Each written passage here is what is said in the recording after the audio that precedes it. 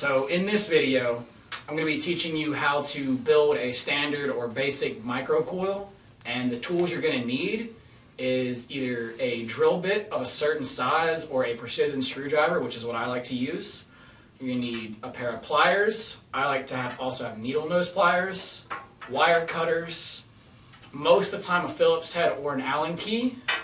Your small scissors or regular scissors will work too. Cotton, and of course your resistance wire. So I already have one coil built right here, and this is what you want it to look like when you get done. To get to there, what you do is you take your about a good 6, 7, maybe longer inches of Canthal resistance wire, and you take it behind your bit. I'm going to say this is 3/32. Take it behind it, hold it with a finger, and do a first wrap all the way around it. Make sure it's pulled nice and tight. Squeeze it down, because that one's always the trickiest. Make sure it's nice and tight. And then go 1, 2, 3, 4, 5, and bring it back around. And take it, and squeeze it down again. That leg's looking a little jagged. Clip. I like to clip one a little bit longer than the other. Alright. Then you come over here to your atomizer. Make sure all your pins are unscrewed and your holes are wide open.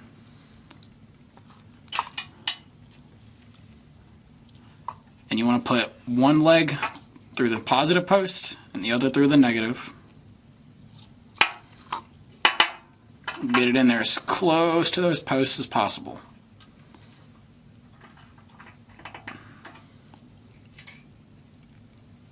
Screw your negative post in to hold one side in there. Then take your other coil.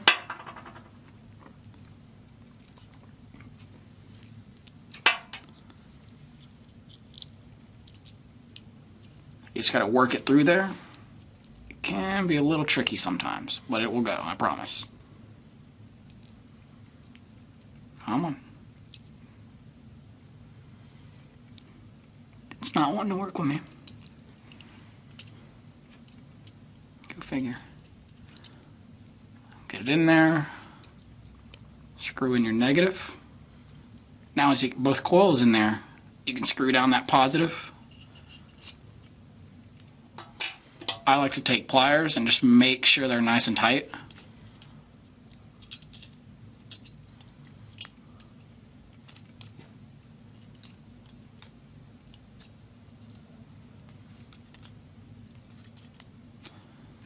Okay. Clip your leads off.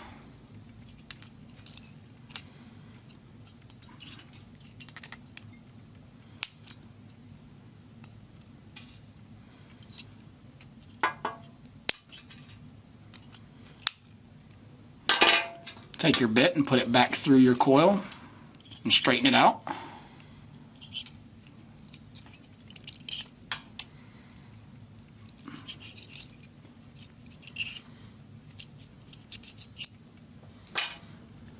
Now's when you heat them up and test them out. What you want to do is hit your button, make sure coils are heating up, and take your pliers. You want to make sure you let go of the button before you touch any metal to your coils. So heat them up, let go of your button, squeeze it down. Turn it over and do the same thing. Squeeze it down. You want nice, uniform coils. And that one, it'll mess up every once in a while. So you just run your bit back through it.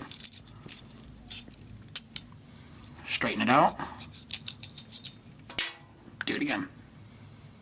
That one's heating up a little slower now because I had to tinker with it. And go back. Make sure all your pins are screwed nice and tight. Sometimes you can have some of the simplest problems and never know they're there. We're getting a little bit more even. Just gotta tinker with it a little bit more. Nice, even, hot burning coils.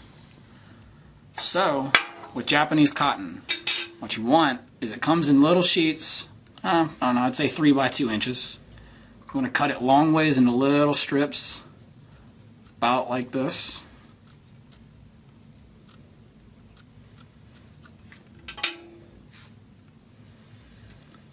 Take it, roll it,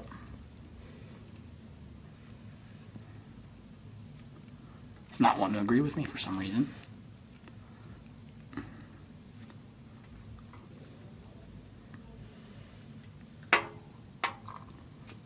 Let's try that again. Now we're getting to wicking. Right here I have some Japanese cotton. They come in little sheets. I'm going to cut off about a strip about this size. Take it and roll one in nice and tight, like I already have right here.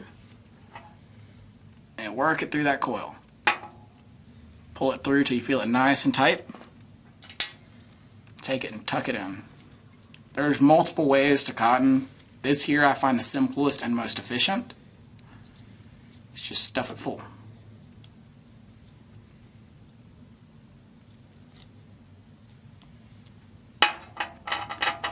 Take your other one and just repeat.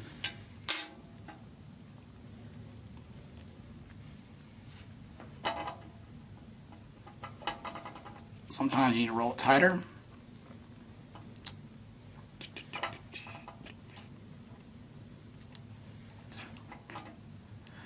Again, it's not wanting to agree. It happens. It's not a big deal. There we go. Get it through there and just tuck it in. You want to leave some space under your coil.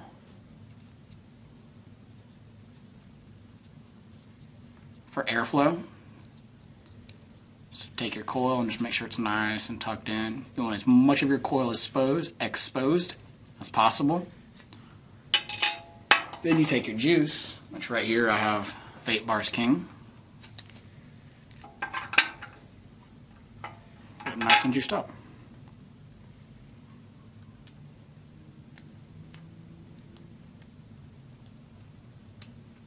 And let it soak in. Make sure you have all of it nice and saturated.